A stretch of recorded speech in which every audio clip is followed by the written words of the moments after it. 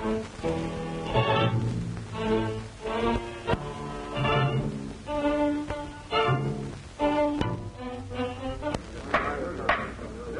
will now come to order.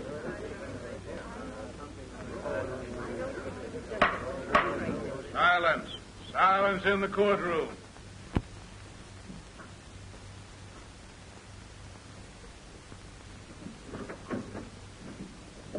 Ladies and gentlemen of the jury, have you arrived at a verdict? Yes, Your Honor.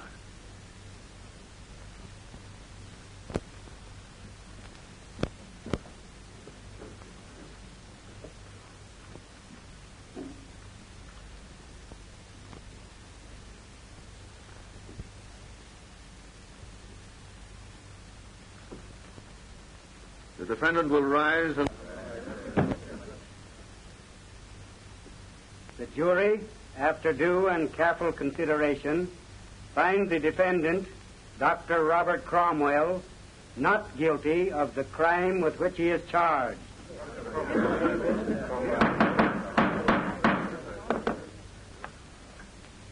The court feels that it is the high office of physicians and surgeons to preserve life, not to take it.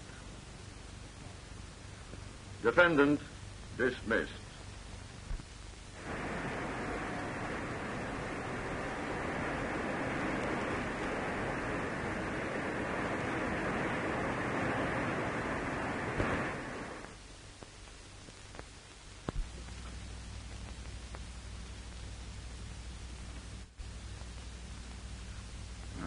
Where will this lead? Are doctors going to be allowed to take the lives of incurable invalids? You know, as I take it, this verdict gives a surgeon a legal right to perform an operation that he knows will be fatal. Now, that's a clever way of committing murder. He might do it for experimental purposes or for a lot of sentimental reasons, or to make and get away with it. Them doctors steals bodies from the graveyard, don't they, sir? They sure does, son. Yes? Get hold of Miss Porter. She's interviewing Jacob Turner's widow at the Turner home. See if she's back. All right. To get down to brass tacks, we guessed this verdict wrong. Personally, I'm glad Cromwell is free. Well, Judge Lewis doesn't agree with you. And the public certainly doesn't. The verdict should have been guilty. Cromwell murdered Jacob Turner. If I'd been Turner, I'd welcome the chance to be cured or killed. But there wasn't any chance. That's just my point. Yes? Miss Porter to speak to Mr. Burke. Put her on. Hello? Did you get to Mrs. Turner? Yes, Mr. Burke. She denies that she's in love with Dr. Cromwell, but I got her to admit that she admires him. Good girl. Now I want you to interview Cromwell. But he won't talk. That's why I'm sending you. Make him talk. Everyone else failed. Find out why he performed this operation. The real reason. All about it. Hop to it.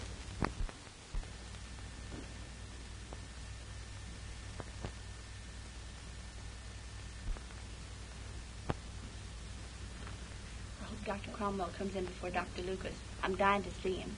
Morbid curiosity, my dear. Ever been operated on? No, never. I've been operated on times. Really? 12 stitches each time. What do you think about that? I think I'd put in a zipper. Good afternoon, Doctor. Good afternoon.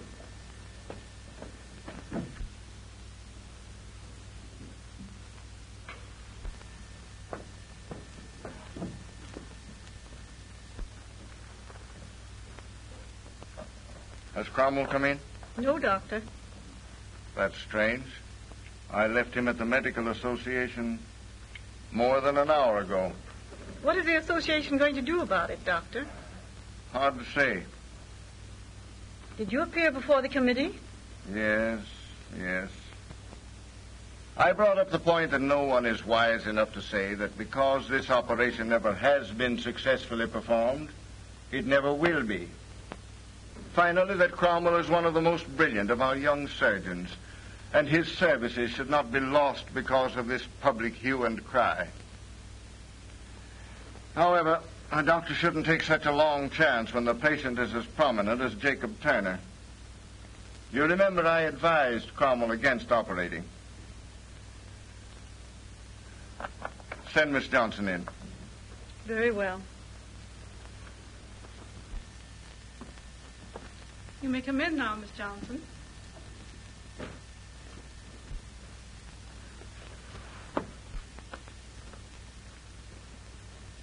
Oh, miss, can you tell me when Dr. Cromwell will come in?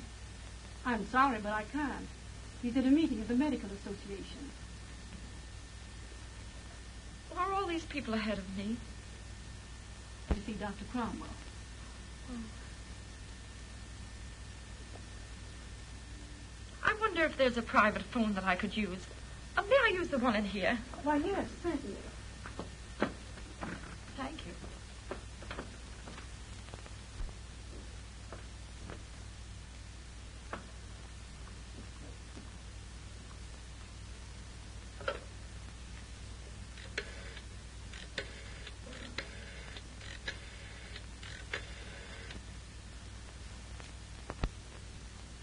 Hello, Mr. Berg. I'm in Dr. Cromwell's office, his private office. Well, you young baby. You don't have to see the old doctor, man. I do. Don't I, Nursey? Do you wish to see Dr. Cromwell or Dr. Lucas? Oh, Dr. Lucas, of course. I want to be cured, don't I, Queenie, and not killed. What are you, baby?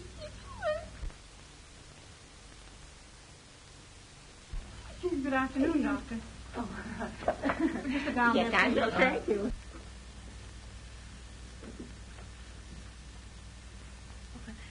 Your very nice nurse said I might use this phone. Quite all right.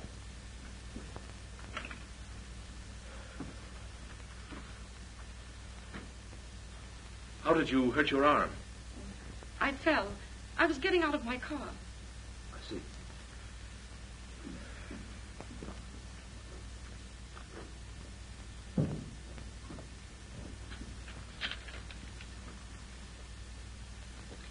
Donald Evans, your instructor, phoned from the airport to congratulate you on the verdict. Also, he wants to arrange for your final test. I'll telephone him later. I'm awfully happy about the verdict. Thank you, Miss Fielding.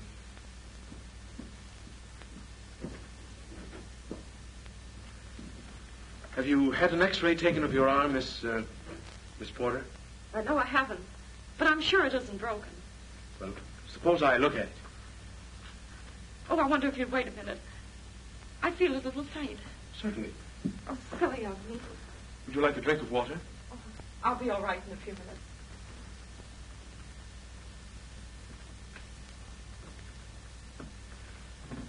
Doctor, you seem awfully upset. May I prescribe for you before you prescribe for me? Well, what would you prescribe? Well, when I'm worried, I get rid of it by talking it out of myself. Of course, I know why you're worried. I've been reading the things they've said about you in the newspapers. They aren't true, are they, Doctor? No, not all of them. The newspapers infer that you performed this operation on Jacob Turner because you were in love with Mrs. Turner. I've never been in love. I performed the operation because I believed that it would prove successful. Now you know you're wrong. Oh, the operation was a success, but the patient died. Yes, if you wish to phrase it that way. Well, how is it? Very simply. But something like this. His left arm was paralyzed. Certain nerves of his face were affected, causing his right eyelid to droop. His condition was caused by a tumor on that part of the brain known as the pons, and it was the opinion of the physicians who had attended him that such a tumor cannot be removed. That is, the respiratory, that which makes us breathe, centers back here, and therefore, under the knife, the patient stops breathing. The result is immediate death. That was and is their contention. But Turner didn't die under the knife. That's my point. He didn't die until 5 hours after the operation had been performed. The tumor was successfully removed. Further, I say the operation was a success because before his death, the nerves of his face showed signs of recovery, and the paralysis was partly relieved. I think I see what you mean. But why did he die? I contend that he died because his vitality had been drained by the length of his illness. Had this operation been performed 6 months or a year ago, I'm sure he would have lived. Well, I think I understand. Someday, someone will perform a similar operation. He'll save a human life. That will be my vindication. I hope so. But I'm wondering. Suppose the relation between you and Turner had been closer than patient and doctor. Would you have taken the chance? That's a question I can't answer. No one can say how far his judgment may be swayed by his emotions. Shall I have a look at your arm now?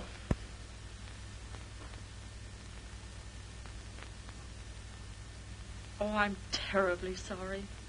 Why? Well, there's nothing the matter with your arm. No. Oh, I hope you believe me. I'd rather have it broken than confess. I was sent here to interview you. Oh, I'm so sorry. You wouldn't give out any interviews.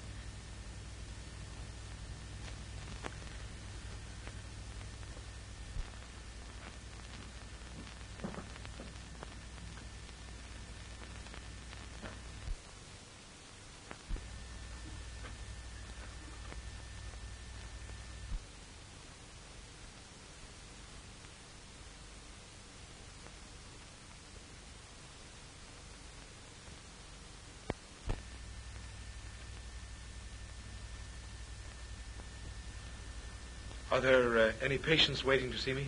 No, Doctor. Didn't I have some appointments? Mrs. Brooks and Mrs. Taylor canceled their appointments. I see. Miss Fielding, I'm giving up this office. Please have my name taken from the door. But, Doctor, the Medical Association hasn't passed on the case. Won't you wait? There's hardly any use waiting. The practice of a physician is based on public confidence. Apparently, I've lost that. You, please see if you can get Donald Evans on the telephone. Very well.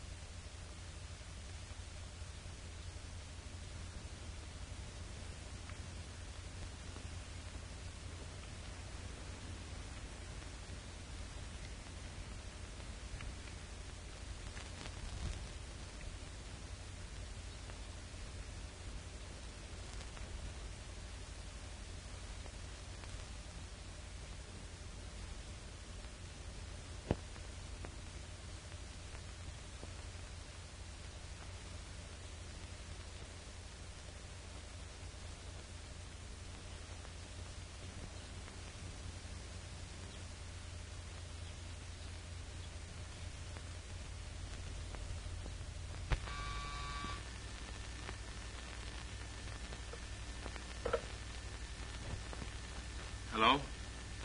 Oh, Evans? I'd like to arrange to make my final solo flight this afternoon. Yes. That's right.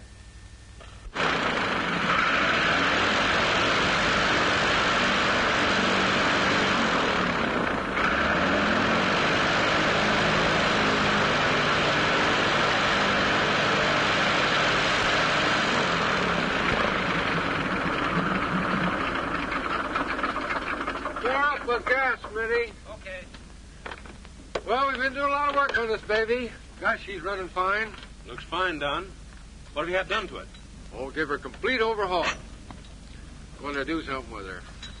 Another non-stop record, huh? No. Something bigger. Then you won't want me washing out your landing gear. Oh, no chance, Doc. Your nerves are okay. Hey, Don, your face is coming along all right. Oh, it's pretty good. I'll be glad when I get some teeth so I can talk like a human being again. You talk fine. Yeah, I'm glad you think so. Say, Don, who owns that old crate over there? What's that? Oh, that belongs to the airport. You know, that used to be Nungesser's old ship. Really? Yeah. You know, sometimes when the fellas get too many under the belt and don't care what happens to them, they take it up for a hop. Yeah? I never noticed it before. Let's take a look at it. All right.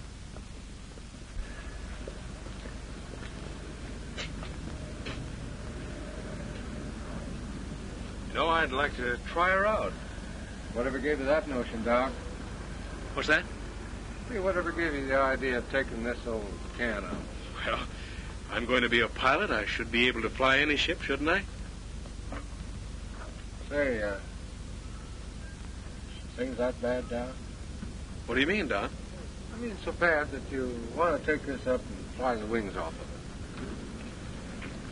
it. Now, you look here. I've been in the same sort of a fix you're in.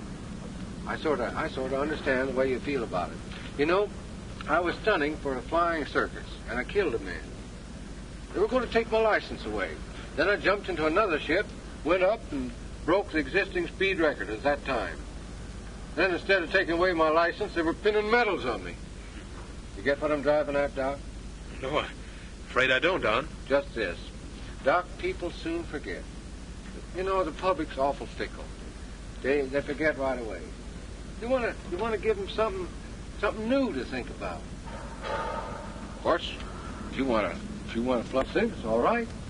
But I got a better proposition. I've been thinking about it for a year. I've been working on it for the last 4 or 5 months. Now I'm about set to go. In fact, I'll be shoving off in about a week or so. Look here. Take a look at this map. It's a Tokyo flight. See, we start from here, go up across here into Alaska, and then follow this line right down the Aleutian Islands into Japan. I've got to have somebody go along with me. How about it, Doc? By George, I'll go. A new land. It'll be a chance to start all over again. Great.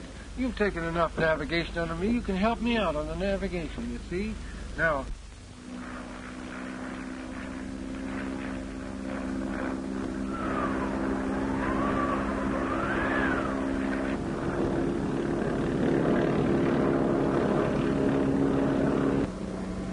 Don, now look at this. This means I'll have to find a new land and start all over.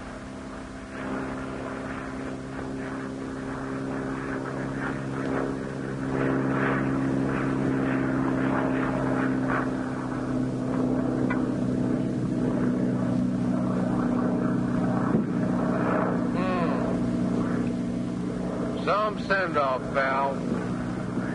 You wait.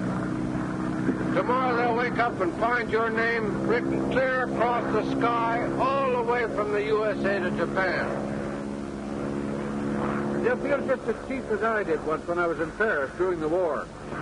A Frenchman tried to get into a cab that I just hailed in the curb, but I beat him to it and I got in first. Then I gave him the raspberry. You know, the next day I was presented to him for the Croix de Guerre. He was the president of France.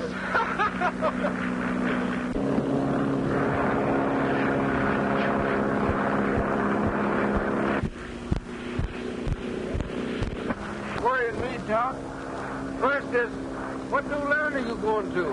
I haven't decided yet. What else is worrying you?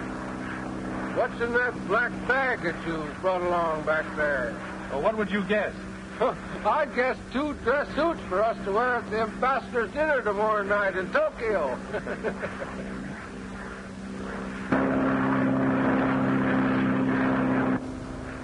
Gosh, Doc, it's getting thick as the devil. I can't seem to get out of this. You see any good place to land down there? Well, I've seen better landing fields.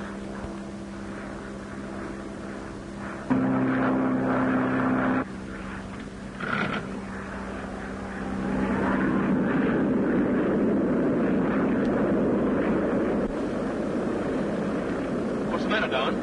Ice. See, it's getting on the wings. If we don't get out of this, we'll be forced down, sure.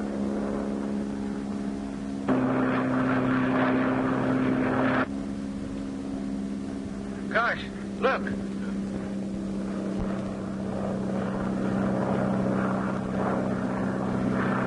Look, gee, we're going down fast. Sure are. I can't seem to hold her up. She's just squashing like everything.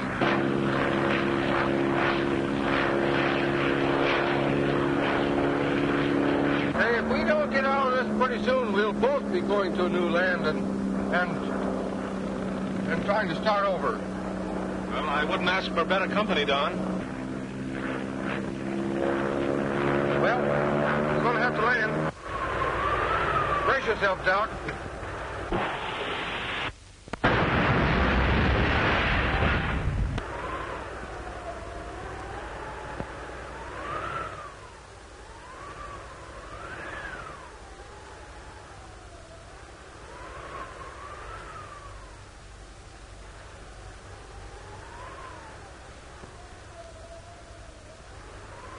Heavens. Don. Are you all right? Evans.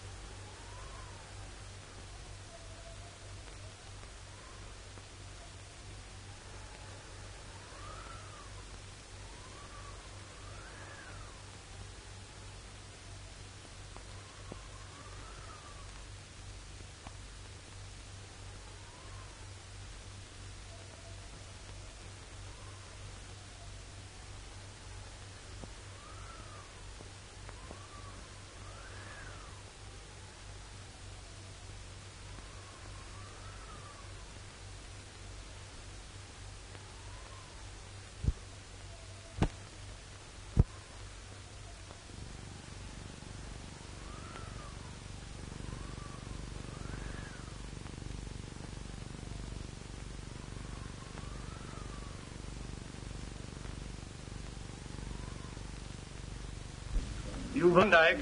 Tom Ross is bringing in a frozen man. You better get a room ready. Bring him in here, please. Be careful. Don't hurt him. Yes. Watch your step there. Watch your step. You think he's dead? Bring him right in here. Take him right in there. Bring him in here. Yeah. What are you picking him up like that? I must be in dead. Where'd you get him, Tom? You do that, boy.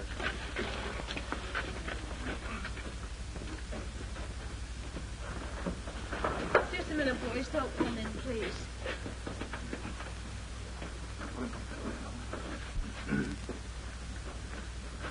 I wonder who he is. Don't you think you'd better rub him with some snow, Seth? He's not frozen. He's hurt.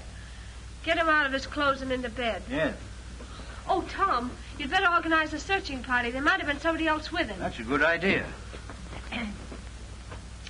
Sadie.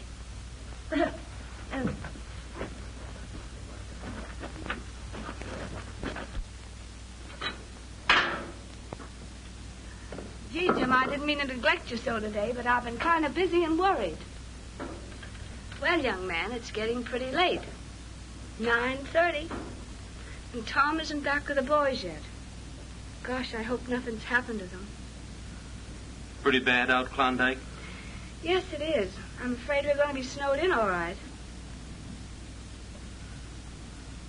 Where did that man come from? I don't know. That's what the men are trying to find out. I'll ask him if he ever wakes up. Feeling all right? Mm-hmm. I'll go and get Mark.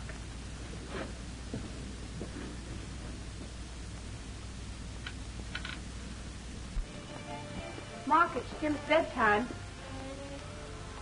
Mark. Well, I'd hate to be sick and depend upon you to stay awake. What time is it? It's 9:30. No wonder I went to sleep. Boys come back yet? No, and I'm worried. You better go and put Jim to bed if you can get him to go before the news item comes on. I'll stay and watch.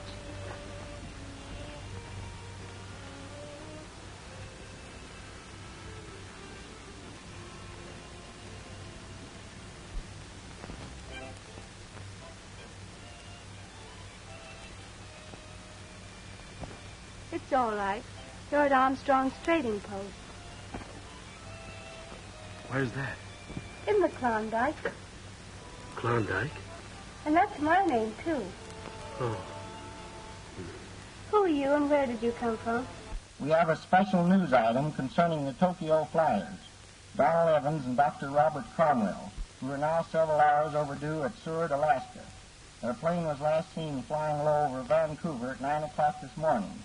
Due to prevailing winds, it is feared they may have been blown off their course toward the interior. Interest has been heightened in this flight because of the fact that Evans' co-pilot, Dr. Cromwell, a surgeon of this city, was acquitted recently after a sensational trial which centered around the death of Jacob Turner, a wealthy and incurable invalid. You're one of those men, aren't you? Yes. You're Donald Evans. Why do you think I am Evans? Because I don't think you'd kill a man. We listened to that trial because we were interested on account of Jim. Jim? Yes, Jim Armstrong. He's afflicted the same way that old man Jacob Turner was, who was killed by that doctor.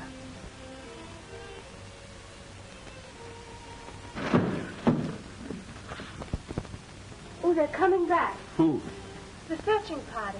Found an airplane smashed to pieces, half buried in the snow. There was a man in it, dead. We did what was necessary. No need of bringing him in. There were two of them.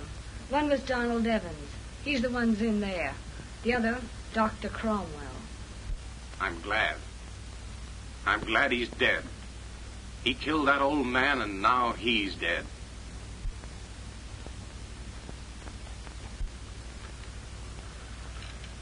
Good night, Jim.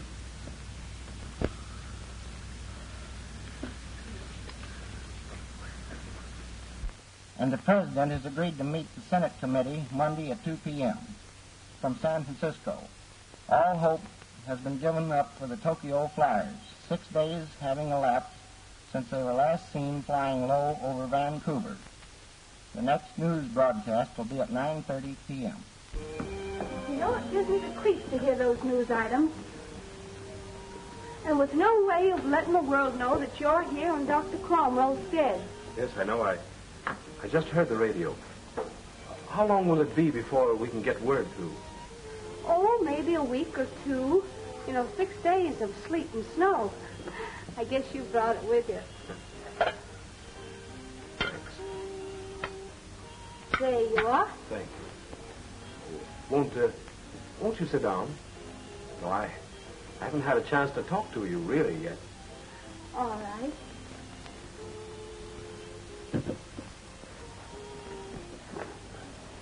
Will you have some toast with me? Oh, no, thanks. I've finished. What do you do with yourself through the long winters up here? Oh, I help Mark with the store and the cooking, but he's a much better cook than I am. Then I teach school, and of course there's always Jim to look after. Tom Ross tells me that you and Jim were to be married. Yes, Jim and I have been engaged ever since I can remember. We were going to get married and go down to the States. He had an awfully good job offered him down there. He's really a genius. He can make anything electrical. Why, he made that radio out there, and it picks up stations from all over this part of the country. We were going away that summer. 2 summers ago. Then he was taken ill. Well, tell me, were you born up here? Oh, yes, we were both born up here. Our fathers were partners, so we were practically raised together.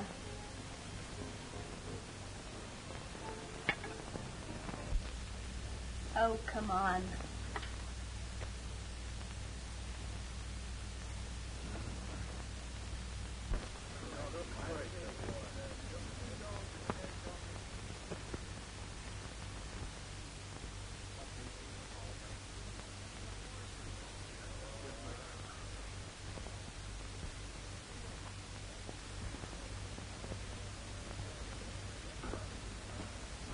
Well, shall we start another game? Not a game. You haven't beaten me yet. I'm going to jump 2 of your men right now.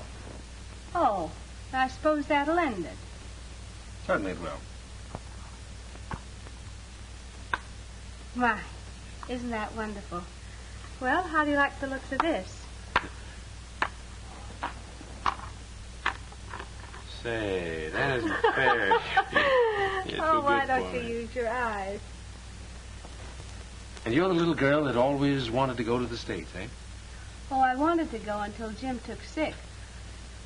But this way, of course, I wouldn't leave him. Suppose he were cured. Why, then we'd get married. Oh, I see. How about this nice lollipop? Well, haven't you got any 6 for a penny? Well, we've got this kind. Now, what do you want 6 for a penny for? Well, 1 for Jean and 1 for Mama Claudette.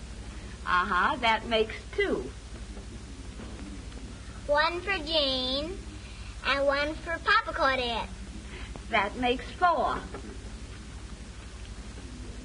There. 1 for Jean and 1 for you. For me? Oh, dear.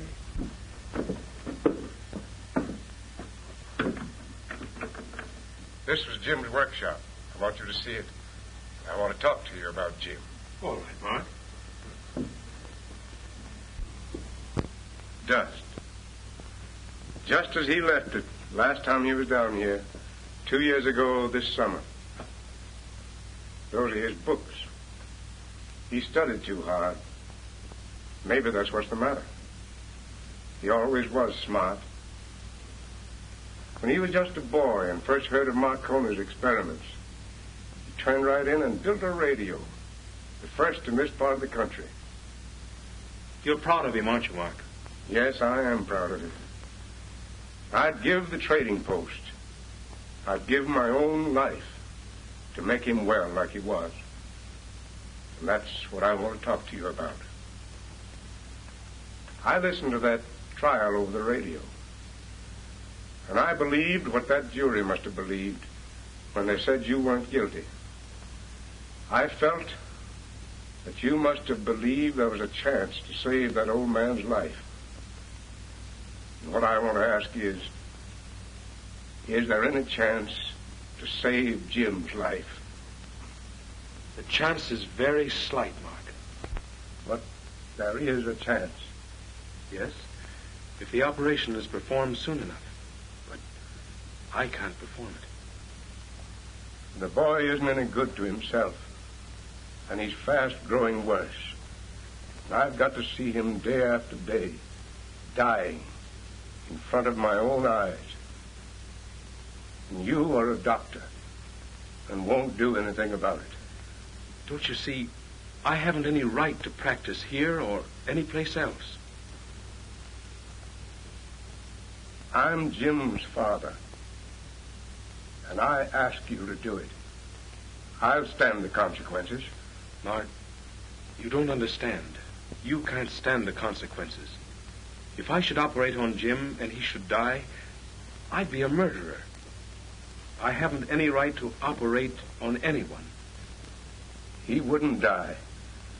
You know you could cure him. I can read it in your eyes. Yes, Mark, I believe I could. But my hands are tied.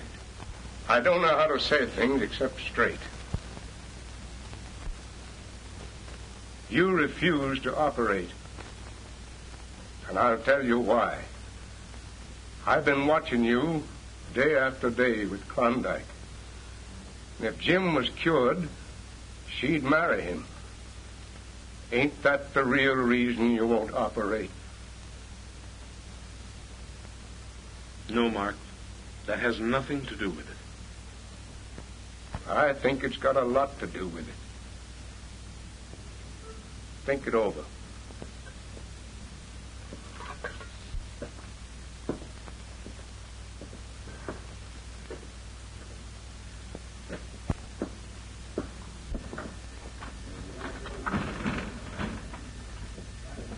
Why, Sadie. Well, are you? Well, do you look grand? Don't like it. Why, what's the matter? I came to see that doctor. I've got a terrible throat. I can scarcely talk about a whisper. Oh, now, that's too bad. Well, let me see. Gene's in there now having his leg attended to, but you can just wait and go right in a minute or two. Hey, Ma, can I have a piece of candy? Didn't I tell you not to follow me over here? But I just wanted one piece of candy.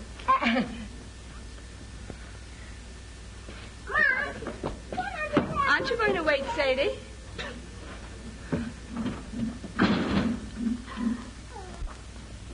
What's the matter, Mark?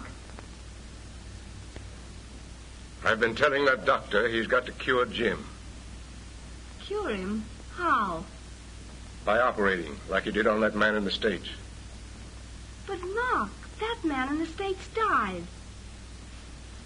Dr. Cromwell isn't going to operate on Jim. You're not in love with Dr. Cromwell, are you, Klondike? Why, Mark, what do you mean? Suppose Jim was cured. You'd feel you'd have to marry him, wouldn't you? Why, I'd give anything in the world to see Jim well again. Then you'll do what I ask. If he isn't cured, it won't be your fault, nor his. And Jim will be better off. What do you want me to do? I want you to get him to operate. But, Mark, you don't know what you're asking. Supposing Jim dies. He won't die. He'll get well. All right. I'll talk to Dr. Cromwell. When? Oh, when I get a chance. Maybe tonight. All right. I don't believe he can possibly live 6 months.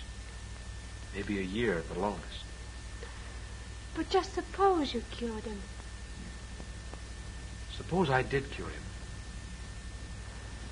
Klondike, do you love Jim? Yes. I love him as I've always loved him. And if I cured him, you'd marry him? Yes. Suppose I failed. Oh, but I don't believe you'd fail, or I wouldn't ask you. No, I wouldn't fail.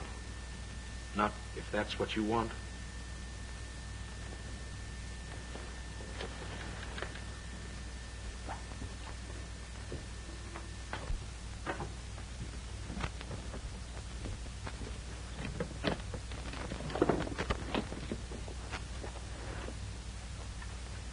Well, the sooner I operate, the better are Jim's chances of recovery. Then you are going to operate? Yes. Tonight.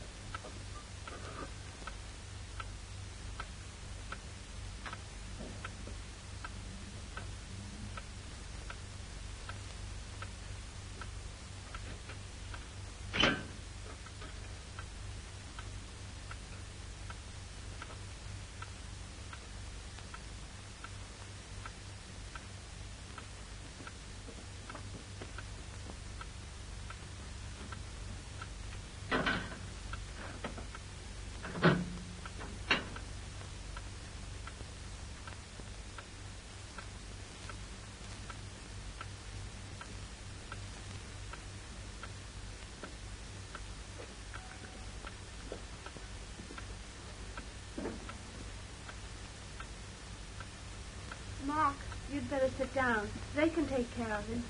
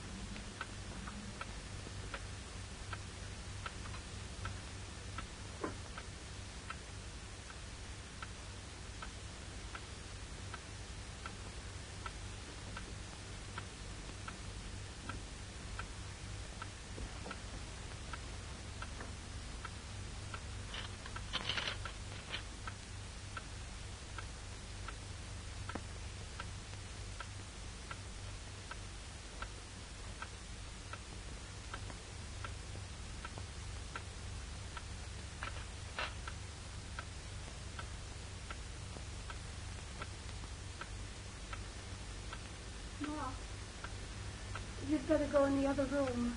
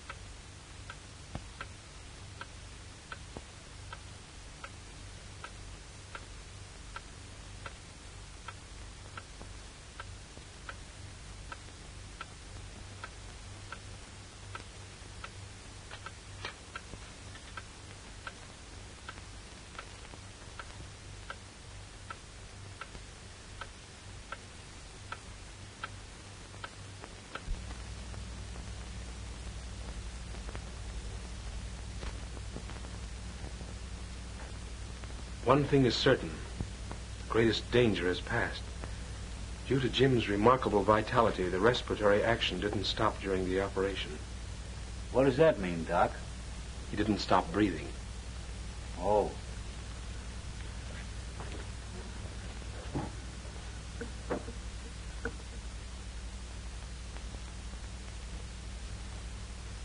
The effect of the anesthetic is worn off. He's breathing normally. Temperature's gone down. Is he going to get well, Doctor? See no reason why he shouldn't. Look, his hand seems to be relaxed already. Oh, it's wonderful. No. No, it just proves that an operation like this can be performed successfully. Mark! Mark, Jim's going to get well. Well? Yes. Jim, well?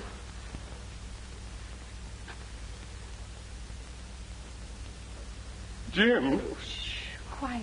Everything's going to be all right, Mark. Supposing you come and get a little rest now. He's cured, Doctor. Yes, Mark.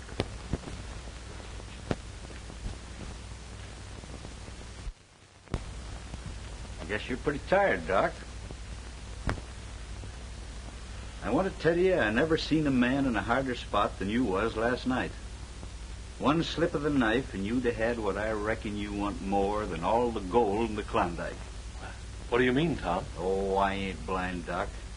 And there ain't no man that's ever seen Klondike that could blame you. What I admire you for most is the way you handle them tools and her standing beside you. Well, I can see you now by the table, working to save Jim's life when, if I know what's what, you're mighty deep in love with Klondike.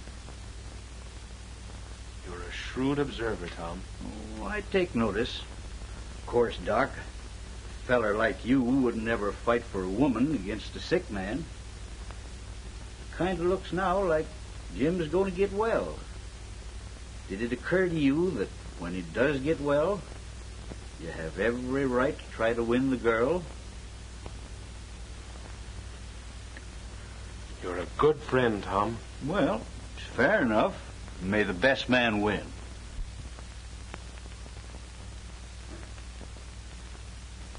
Jim, you're awake. Doctor. Well, how do you feel?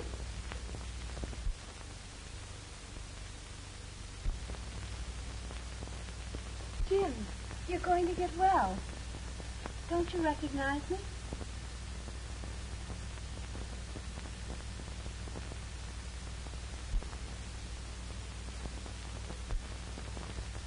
Jim, speak to me.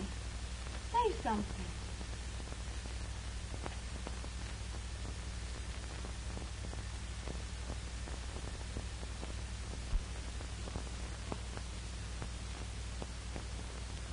Oh, Jim, try to talk. Say something.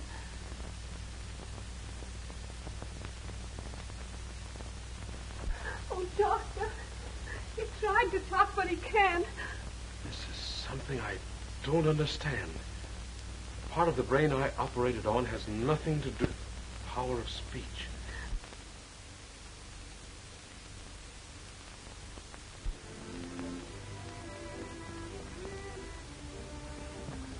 Well, Judge, you're just $14 short.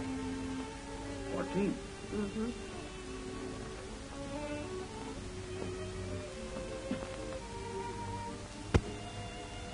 Well, that's great enough got. Well, I reckon, Klondike, you'll just have to take back those blankets over there. Yeah. You'll be needing all the blankets you've got. I'll just charge it to you. Well, now, thanks. I don't like to do that, but I'll be back. I'll be back next winter, and I'll have this boat just filled with nuggets. Big ones, too. Okay, Judge. Good luck to you. Goodbye. Goodbye.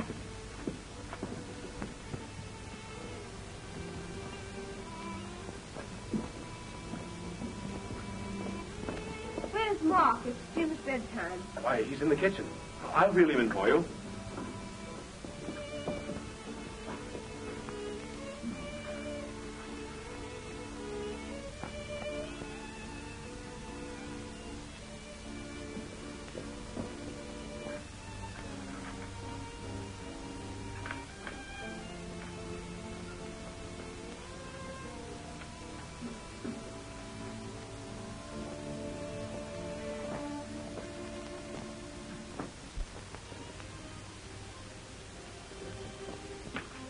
vision in, Klondike. All right.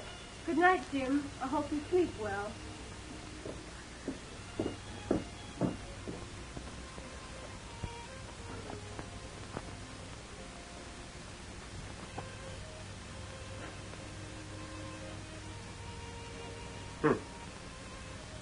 Wonder who unfastened that door.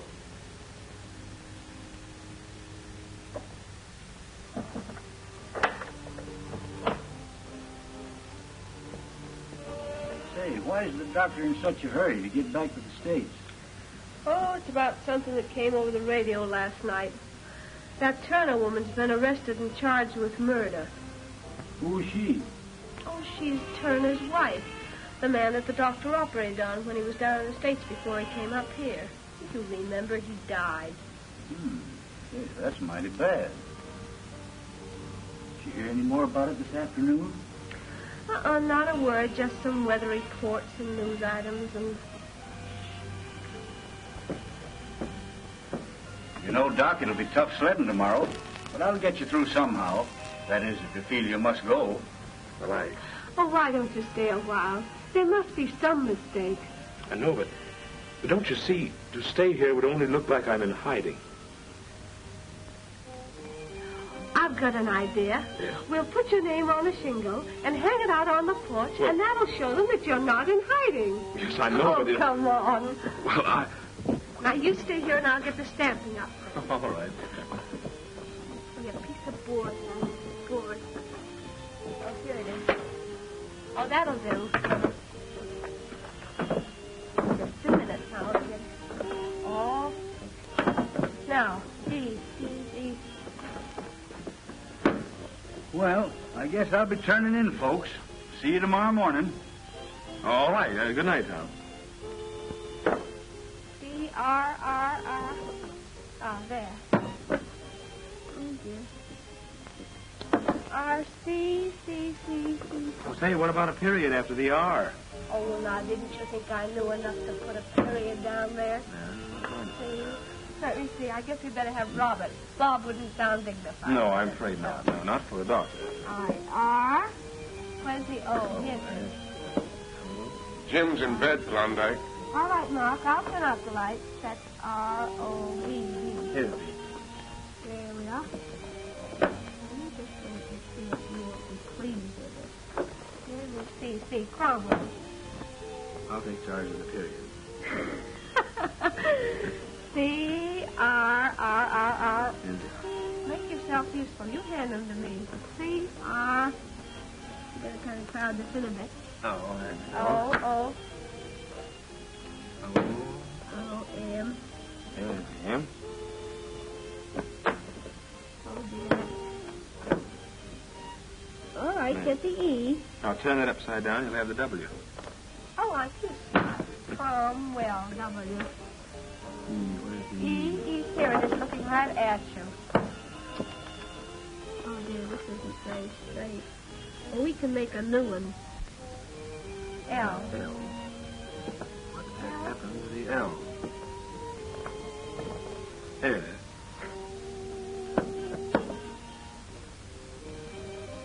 There, I'll let you finish. All right. There, just about made it. It's a little bit crooked, but not bad. That's fine. See, I hope you don't have to go. I don't want to go. Well, I guess you better hang it up anyway, huh? Yes, I guess we better. We have a special news item about the sensational Turner case. Jane Turner, who was arrested yesterday, confessed to having conspired with Dr. Robert Cromwell to put her husband out of his misery by killing him. Although it has been believed that Dr. Cromwell was lost during an attempted flight to Tokyo, the authorities have learned that the flyers crashed in Alaska and that the doctor is there in hiding. We return you now to your local stations. It's a lie. Why, you couldn't have conspired to kill anyone. That Turner woman must have gone mad. I'll have to get back to the States as soon as possible. Why, how do they know that you're here? Not even the mail is gone now. Such things always leak through some way. I must leave the first thing in the morning.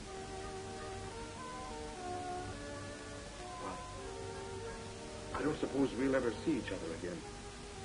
If I had cured Jim, things might have been different. I could have told you then that I loved you, and you could have chosen between us. You know, Klondike, I've never loved another woman.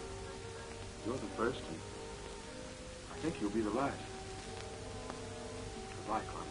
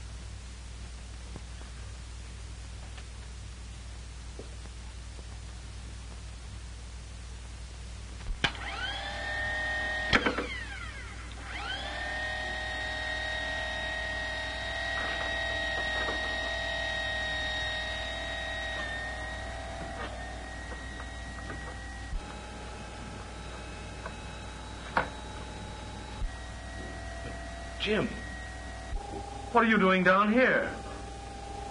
What? Why, you can walk. Here, let me see you. Why, you look fine. Like eyes. Yeah, I can walk, and I can talk, too. I've been doing a lot of talking lately, over that microphone there.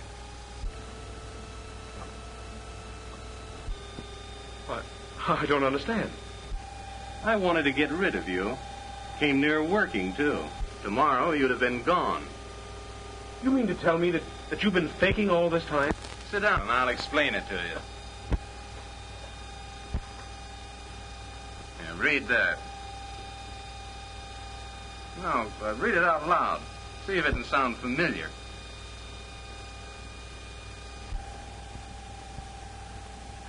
We have a special news item about the sensational Turner case. Why, that came over the radio tonight. No, you just thought it did. I broadcasted it over that microphone there. I cut it in on the loudspeaker upstairs. Of course, I disguised my voice. I used that switch right there. Simple enough. Oh, Jim, do you mean to tell me that you do it?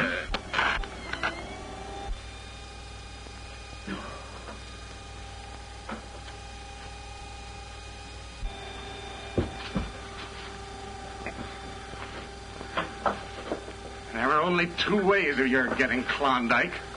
One was killing me, but you didn't dare do that. They'd have hung you for murder. The other was to cure me, and then win her. So you cured me. It wasn't for me that you did it. It was so that you could take her away from me. I gave you fair warning to get out. I didn't give you enough juice that time to hurt you. Just a good jolt.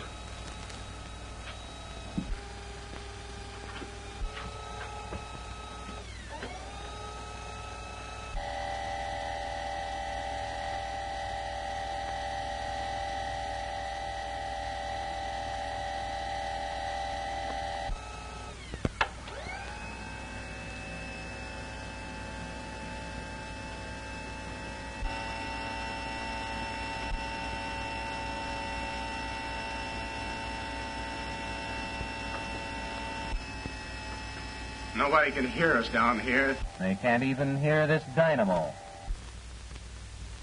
But maybe I better tie this over your mouth.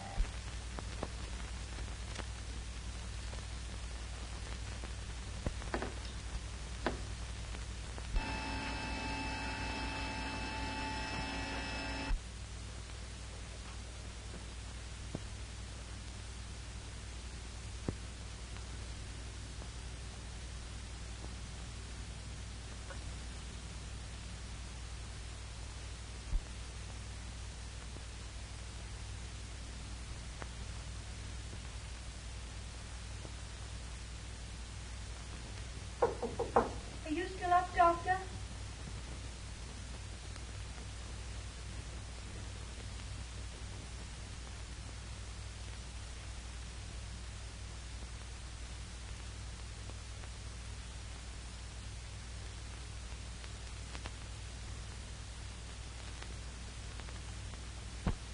Mark, is Dr. Cromwell up there? What's that, Klondike?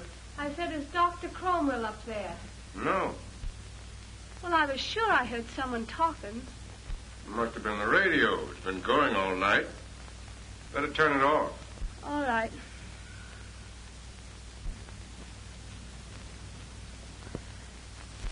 When they find you, I'll be in bed. Not able to walk. Not even able to talk. I'll get well gradually. They'll think you came down here to my workshop and accidentally electrocuted yourself.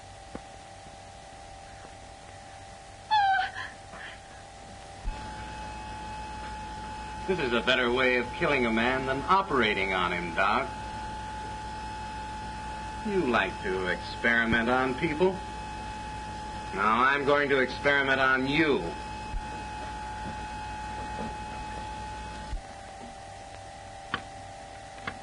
Jim, open this door! Jim, open this door, I tell you! Jim, open this door, I tell you! I know what you're doing! I hate you! Jim! Jim!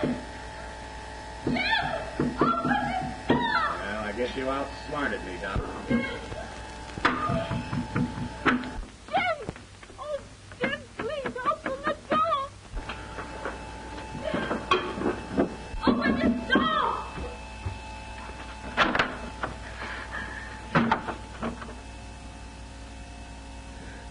Jim, have you gone mad? Jim, you can walk. Jim can walk, Doctor.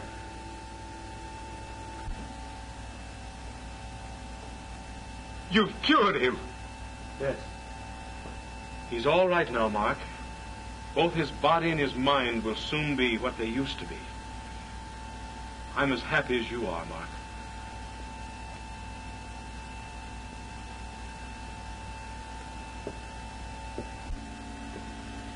I'm happy, too.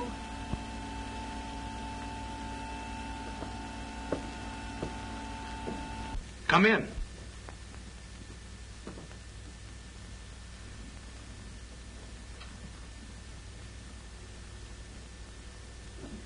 I wouldn't believe it was broken even if you showed me an X-ray. I want a story and I want to congratulate you. Oh, it was splendid the way you put it before the Medical Association. I was there. A triumph.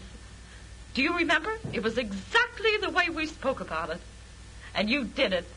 You proved it by that operation on Jim Armstrong. Do you know, Doctor, you're the first man I've ever known that came out of Alaska with fame rather than riches. You're wrong again. I came back with more riches than fame. Really? Yes. Yes? Oh, well, ask her to come in. Yes, Miss Porter? I found gold. Gold? Oh, I'm sorry, dear. I just dropped in to see how you were. Come in, my dear. Pure gold, Miss Porter. I want you to meet her. Mrs. Cromwell. How do you do? How do you do? That gives me a lead for my story. And it starts like this. Gold, gold, precious gold. Hard to get, but not hard to hold.